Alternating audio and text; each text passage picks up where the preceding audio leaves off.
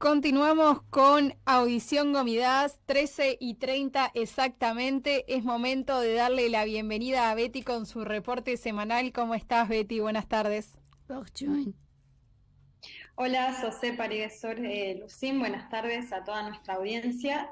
Una semana más de reporte y para ser honesta me hubiese gustado empezar el reporte de otra forma, ¿no? Pero lamentablemente esta semana no hubo cambios en la situación de Artsaj y eso quiere decir que el total bloqueo de 120.000 personas continúa, ¿no? Ya en su día número 56.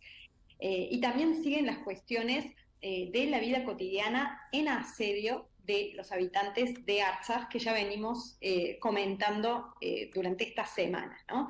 La Cruz Roja continúa su labor de traslado de personas desde Artsaj a Armenia, especialmente pacientes en estado grave de salud, pero también al revés, ¿no? O sea, desde Armenia a Artsaj con la misión de reunificar familias.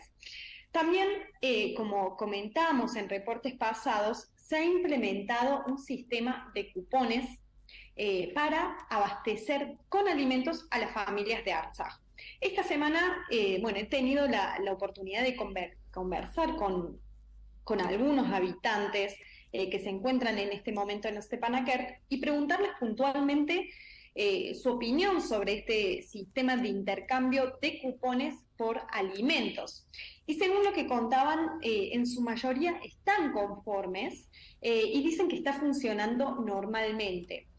El proceso consiste en llenar un formulario con datos dados por el gobierno, como una especie de aplicación, y luego, ya de 2 días más o menos, les llegan los cupones que pueden cambiar por alimentos como harina, arroz, aceite y también trigo sarraceno.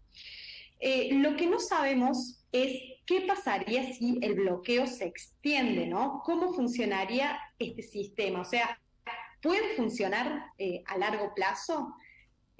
Uno de mis conocidos en Stepanakert comentaba que más allá de que el sistema esté funcionando bien, no cubre las necesidades nutricionales totales, porque como mencioné, consiste en alimentos no perecederos secos, ¿no? Arroz, harina y demás, no comestibles como frutas, verduras o carnes, por ejemplo, aunque esto también depende mucho de las condiciones estacionales, ¿no? Recordemos que en Armenia es invierno ahora. Y estos alimentos además están escaseando ya en Artsaj desde hace varias semanas. Entonces, que haya un sistema que garantice la alimentación de la población por medio de este sistema de cupones no quiere decir que no haya riesgo de desnutrición, ¿no? Especialmente en los sectores más vulnerables de la sociedad, como por ejemplo los niños o los ancianos. Vamos con algunos números actualizados en este contexto.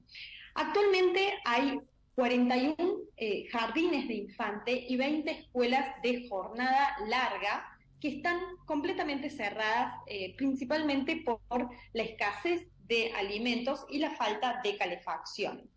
Por este motivo, 5.528 niños no pueden asistir a establecimientos educativos y recibir la atención adecuada. Por otro lado, debido a la difícil situación económica que se creó, al menos 5.103 personas perdieron su trabajo y fuentes de ingreso. ¿Qué va a pasar con estas personas que perdieron sus trabajos? En este marco se va a brindar apoyo financiero a las personas despedidas de su trabajo entre el 12 de diciembre pasado, o sea, el día que comenzó el bloqueo, hasta el 1 de febrero. Esto lo informó el ministro de Desarrollo Social y Migración de Artsaj, y detalló que los trabajadores despedidos recibirán como apoyo el monto del salario mínimo para el mes de enero. En caso de que estos empleadores, tuvieran que realizar despidos por causa de esta crisis, ¿no? Por causa del bloqueo. Esta semana el ministro de Estado de Artsaj, Rubén Vartanian, dio varias entrevistas a medios internacionales, como ya acostumbra, y repitió que Artsaj está lista para negociaciones, ¿no? Para la discusión, para la paz, pero debe ser respetada por todas las partes. Vartanian dijo textualmente que podemos vivir uno al lado del otro, pero nunca dentro de un mismo Estado, ¿no? Cosa que es absolutamente inaceptable según lo que dice el ministro de Estado. También instó a los actores internacionales que tengan una posición clara ante esta situación, ¿no? Y que esto no se trata de una cuestión legal, sino de una grave violación de los derechos humanos, y que es inaceptable desde cualquier punto de vista. Por eso es muy importante, dice él, presionar a Azerbaiyán para que demuestre justamente que esto no puede ser posible. También Vartanian insistió una vez más en el tema del acceso al corredor aéreo, ¿no? Para llevar ayuda humanitaria a Artsaj y no depender de esta carretera terrestre. Este tema, como mencionamos semanas pasadas, implica el funcionamiento, el normal funcionamiento del aeropuerto de Stepanakert, que actualmente ya desde hace mucho tiempo permanece suspendido. Por su parte, el primer ministro Nikol Pashinyan tuvo una llamada telefónica con el presidente Putin de Rusia, donde conversó sobre la crisis humanitaria creada en Artsaj como resultado del bloqueo del corredor del Lachin. E hizo hincapié en la importancia de que Rusia implemente los pasos necesarios para superar esta situación y las actividades, las acciones que debe llevar a cabo la misión rusa de mantenimiento de la paz en Artsaj. En esta situación, más otros puntos que ya venimos comentando semana tras semana, es la realidad de Artsaj, que hoy ya cumple 56 días de bloqueo. Seguramente la pregunta de muchos de ustedes es ¿hasta cuándo se puede soportar una situación como esta, ¿no? Que por supuesto no puede durar para siempre y necesita una solución. La verdad que me encantaría tener la respuesta a esto, pero lamentablemente no la tengo y tampoco la tienen los habitantes que están en este momento aislados del mundo. Los residentes de Artsaj con los que tuve la oportunidad de conversar esta semana no saben qué pasará en el futuro cercano, pero también muchos coinciden en el hecho de que han decidido no predecir hechos, ni tampoco anticiparse, porque honestamente no saben lo que pasará, ¿no? Hay como una incertidumbre en el futuro, y eso coincide en varios de los habitantes con los que tuve la oportunidad de hablar. Recuerden nuestros oyentes que Azerbaiyán ha planteado un escenario en el que pretende negociar directamente con los armenios de Artsaj. Armenia, por su parte, o mejor dicho, el gobierno de Armenia ha planteado que se va a abrir de esta negociación para que puedan hacerlo ellos directamente, o sea, Artsaj y Azerbaiyán. Pero según el gobierno de Artsaj, particularmente según lo que dijo el ministro Rubén Vartanian, ellos no han recibido ninguna invitación o intención de comenzar estas negociaciones. En realidad, por el contrario, ¿no? El presidente de Azerbaiyán ya había dicho que no quería entablar ninguna conversación con Rubén Vartanian, ¿no? Que según su opinión, según la opinión de Aliyev, es un enviado de Putin. Al parecer, bueno, también hay posiciones diferentes sobre qué hacer dentro del gobierno de Artsaj. Y el punto de vista que prevalece es que hay que aguantar y no ceder a las demandas de Azerbaiyán, porque después de cada concesión, después de ceder cualquier cosa, Azerbaiyán hará nuevas demandas y al final va a llegar el punto en que se desaloje a toda la población de Artsaj. Así que aún estando convencidos de esta postura, la pregunta en la que quiero hacer hincapié es ¿hasta cuánto tiempo va a durar esto, ¿no? Y hoy, al parecer, nadie tiene esta respuesta. ¿Qué pasó a nivel internacional en cuanto al conflicto entre Armenia y Azerbaiyán? Esta semana el Parlamento Europeo adoptó una resolución en la que se abordan cuestiones de protección de bienes culturales, patrimonios en zonas de conflicto y condena la destrucción de este patrimonio histórico, artístico y cultural durante conflictos recientes. En esta resolución, el Parlamento Europeo pidió que se condene la destrucción de todo este patrimonio, incluida la política continua de Azerbaiyán de borrar y negar el patrimonio cultural armenio en Artsaj y en sus alrededores. Seguimos en el ámbito de la política exterior de Armenia y quería hacer mención de que el primer ministro Nikol Pashinyan participó en la sesión limitada del Consejo Intergubernamental Euroasiático que tuvo lugar en Kazajistán, ¿no? Donde los primeros ministros de los países que conforman la Unión Euroasiática, la Unión Económica Euroasiática, discutieron una serie de temas relacionados con la integración euroasiática. En particular, se hizo referencia al funcionamiento del mercado interior de esta unión, la financiación de la cooperación industrial, el desarrollo del área agroindustrial y la cooperación en el sector energético. Y ya que mencionamos la Unión Euroasiática, donde el papel de Rusia es muy importante, nos vamos a detener en este país para contar sobre algunos dichos del ministro de Asuntos Exteriores de Rusia, Sergei Lavrov, esta semana cuando dio una entrevista a un medio ruso. En esta oportunidad, Lavrov hizo referencia al conflicto de Artsaj y dijo que esto se remonta a décadas atrás y que Armenia mantuvo 7 regiones de Azerbaiyán bajo ocupación durante muchos años. Agregó que cuando hubo necesidad de resolver los problemas políticamente, Rusia hizo muchas propuestas que el antiguo liderazgo de Armenia no percibía muy bien y quisieron mantener territorios que nunca se reclamaron.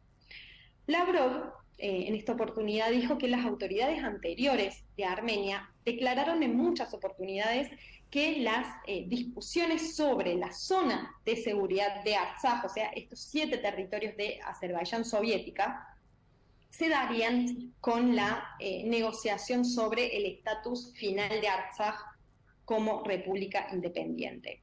Y concluyó el canciller de Rusia diciendo que hoy Azerbaiyán recuperó las tierras que ahora le pertenecen y que ahora tanto Armenia como Azerbaiyán junto con la Unión Europea firmaron un documento sobre su voluntad de ir hacia un tratado de paz en las condiciones que se especifican en el protocolo de Alma-Ata de 1990. Y al respecto de esto, Lavrov dice que esto sería difícil para ellos porque el protocolo establece que las nuevas fronteras entre los estados pasarán por las fronteras administrativas de la Unión Soviética, ¿no? Y en esa etapa estaba la región autónoma de Nagorno-Karabaj como parte de Azerbaiyán.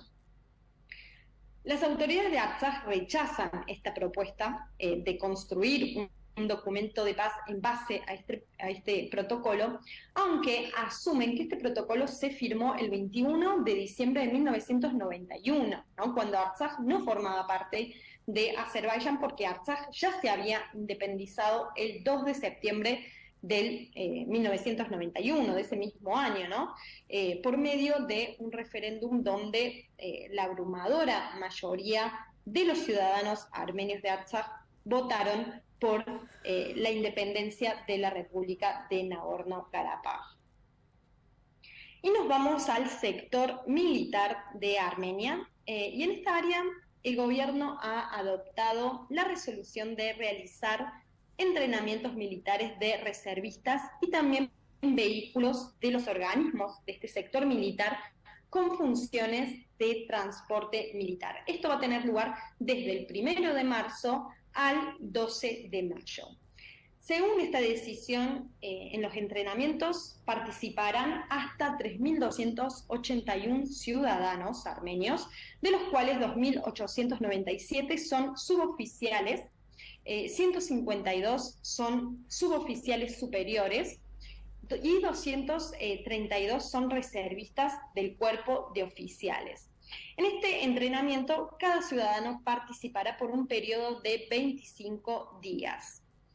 Por otro lado, también vinculado al sector militar, tenemos la noticia de que está previsto cambiar el equipamiento del personal de las Fuerzas Armadas, incluyendo uniformes de campo, uniformes diarios, de oficina, de cadetes, y también el resto del personal que forma parte de las Fuerzas Armadas de Armenia. Por lo que el Ministerio de Defensa está haciendo ciertas consultas para desarrollar el diseño de estos uniformes. Este cambio en realidad se realiza regularmente, el cambio de uniformes, con el fin de que estas vestimentas se adapten a las condiciones actuales, se actualicen, por así decirlo, y sobre todo que aseguren la comodidad de los soldados. Así que bueno, esperamos que respondan a este fin y no se trate solamente de un cambio que responde a una cuestión estética o de diseño. Y por último, cerramos nuestro reporte semanal contando a nuestros oyentes que ayer se celebró en Armenia Surp Sarkis, que es una festividad llena de ritos religiosos y también costumbres populares. Para aquellos que nos están siguiendo por YouTube, pueden ver la imagen de este santo armenio, que era un comandante militar y uno de los santos más queridos por el pueblo armenio, y se lo relaciona con los jóvenes y el amor. En general, en esta fecha se hace un desfile por las calles de Yerevan con la representación de Surp Sarkis y participa mucha gente. Pero este año se hizo una misa en la iglesia justamente con su mismo nombre, Surp Sarkis, para bendecir a los soldados. Así que bueno, de esta forma cerramos nuestro reporte prometiendo, como siempre, más actualizaciones y más noticias la próxima semana. Muy bien, muchas gracias Betty, gracias por tu resumen semanal. Nos vemos la próxima semana y que tengas un buen comienzo de semana. Un beso grande. Muchas gracias. Chao, chao.